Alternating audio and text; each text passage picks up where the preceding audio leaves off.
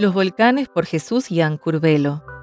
Un reportaje de Palabra en colaboración con The Texas Observer. Después de unas protestas sin precedentes en Cuba en 2021, una ola de cubanos salieron de la isla buscando cruzar la frontera México-Estados Unidos. Uno de ellos fue el periodista Jesús Jan Curvelo. Capítulo 3. Cerca de las 2 a.m. del quinto día se dispersó la fila de taxis. El taxista se desvió de la autopista y se coló en un callejón. Nos explicó que el carro guía lo habían extorsionado en un retén no planificado y que la caravana entera se había escondido hasta que desmantelaran el retén. Nadie se quiere arriesgar a que le saquen plata, ni a ustedes ni a nosotros. Apagó el motor y reclinó el espaldar. No hagan ruido por los perros. Los vecinos pueden llamar la poli. Salimos mudos a estirar las piernas entre chozas desvencijadas y peste alcantarillas. A las 5 empezaron a cantar gallos y todavía no habían dado la orden de salida. El taxista caminó hasta la esquina, vio bombillos prendidos en las ventanas y el cielo aclarando. Se desesperó. Me tocó el asiento delantero. Cabeceé tanto que en las curvas me daba contra el vidrio. Pasamos el retén. El taxista negoció con los guardias. En el terraplén de un rincón anónimo de Guatemala, donde nos bajamos, esperaban 3 autobuses escolares. Rápido, rápido, que vamos tarde.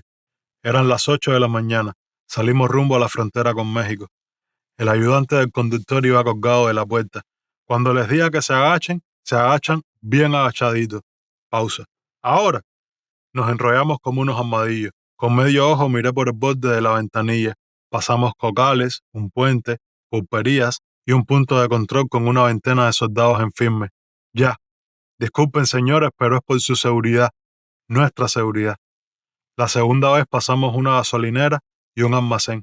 Yo les aviso, colabórenme, porfa, dijo. Así, otras 6 veces.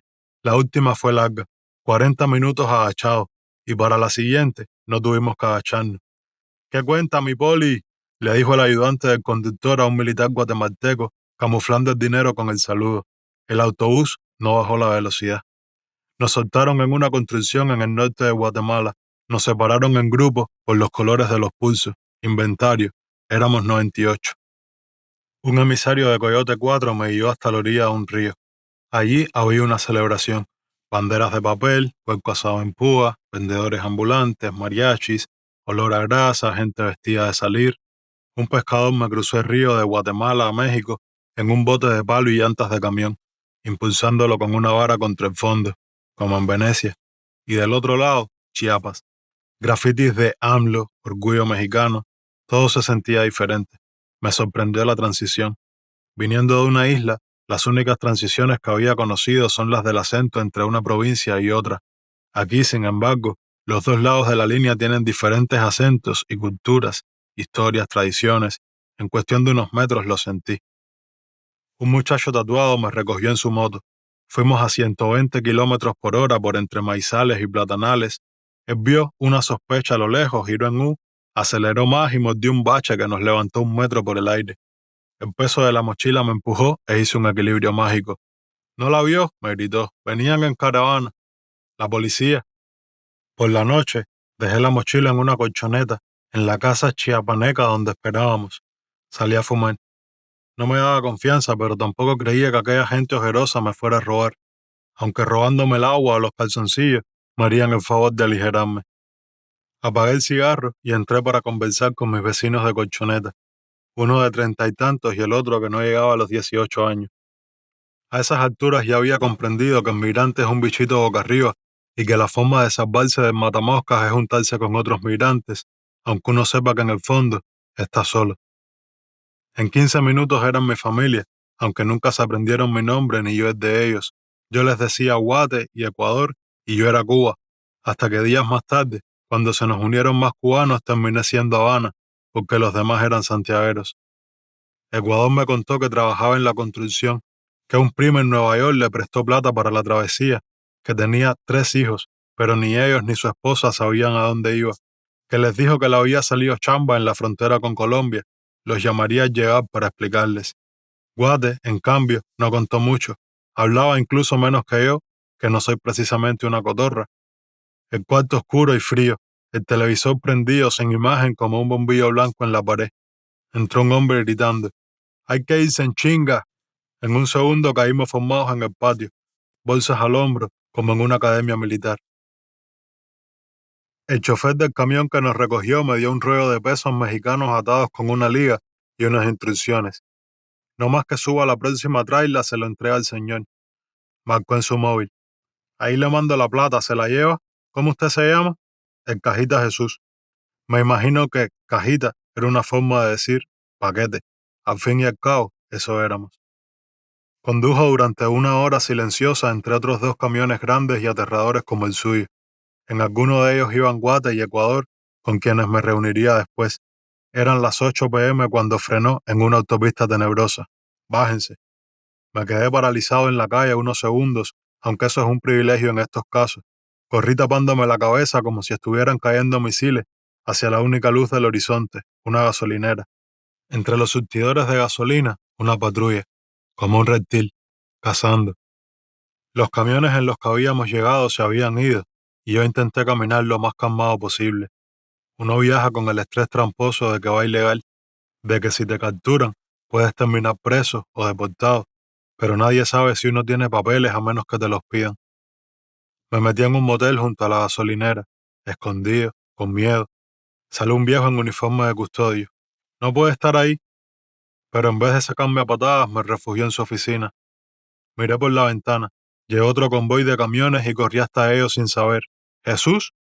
Un chofer me pidió el rollo de peso. Viajaba con su esposa. Era la primera vez que hacía esto. Como camionero no cobraba tan mal, pero no le alcanzaba. Sabía que, si conseguía un permiso de trabajo, en el norte ganaría mejor. Aún así nunca quiso dejar México. Tampoco creía que estuviera dañando a nadie transportando migrantes. Fumaba sin parar. Se le notaba el susto hasta en la forma de mirar los espejos. De vez en cuando abría la cortina de la litera en la que yo viajaba, preguntaba si iba todo bien y la volvía a cerrar. Al día siguiente, ya el sexto día, mientras cruzábamos el sur de México, nos paró una patrulla. Me desperté, pero me hice el dormido acurrucado allá atrás. Amanecía. El policía me alumbró la cara con la linterna. Apreté los ojos. El camionero le ofreció 1,000 pesos. «Con 1,000 no alcanza». Padre nuestro. «¿No?» Ruidos extraños. Entreabrí los ojos. «1,000 más». «Hágase tu voluntad». «No tengo tanto». Lo esposaron. «Perdona nuestras ofensas». «Venga, 2,000». «¿No era que no tenía?» «Sí, sí». «Bueno, aquí no ha pasado nada. No hablé nada porque va a haber peo». «Amén». 31 horas de camino tenso. El camionero comentó que había pagado más de lo que iba a ganar. Sentí lástima. Le di 100 pesos para un paquete de Marlboro. La esposa, muda, al borde del llanto. Caminamos por el borde del puente, un filito de hierba que daba un barranco, midiendo los pasos y sin soltar la baranda.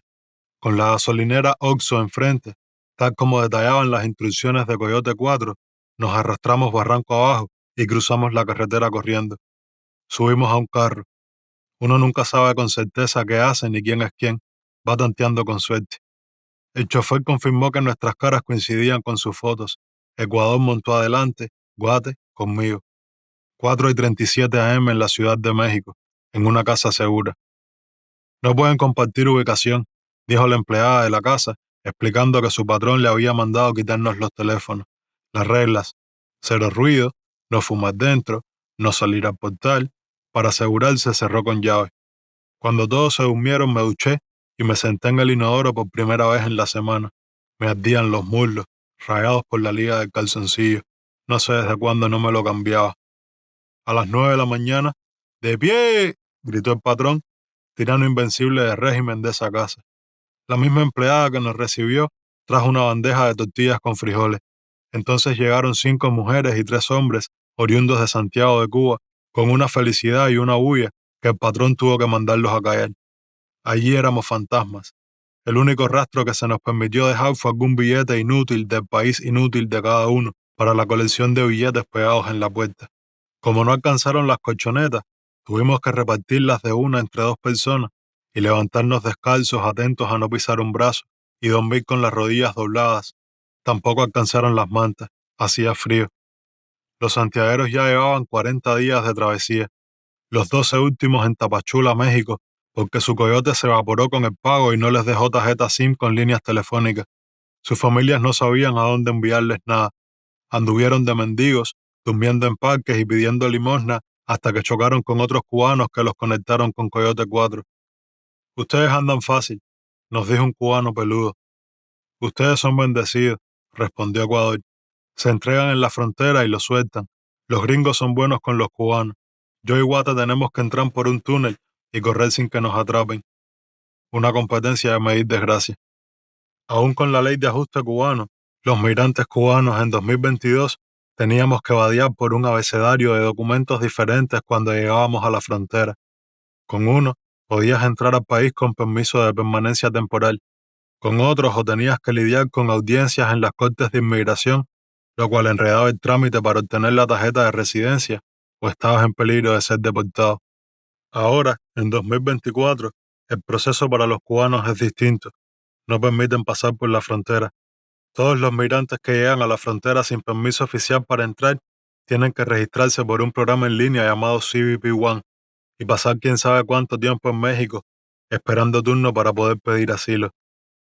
Pero Ecuador y Guate van a estar sin papeles la vida entera en Estados Unidos, a no ser que se casen con alguien con papeles o demuestren un caso de asilo político. No hablamos de eso. Boté la mitad de mi ropa y llené de galletas el espacio libre en la mochila.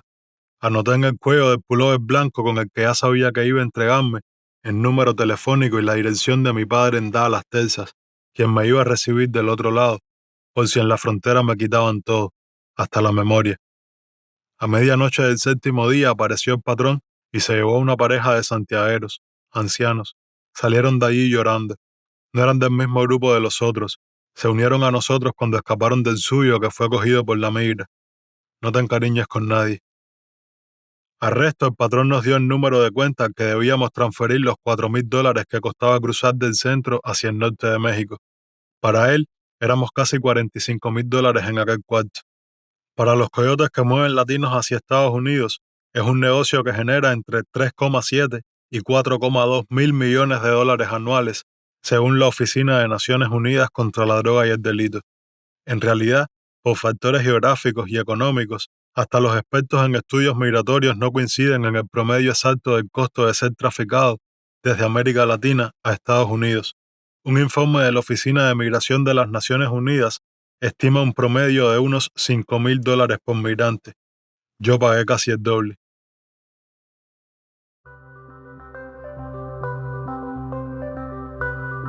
Escuche el capítulo 4 de esta crónica en la página de YouTube de Palabra. Este reportaje fue escrito y leído por Jesús Gian Curvelo y fue editado por Ligia Navarro. La producción de audio fue realizada por Thorne Anderson.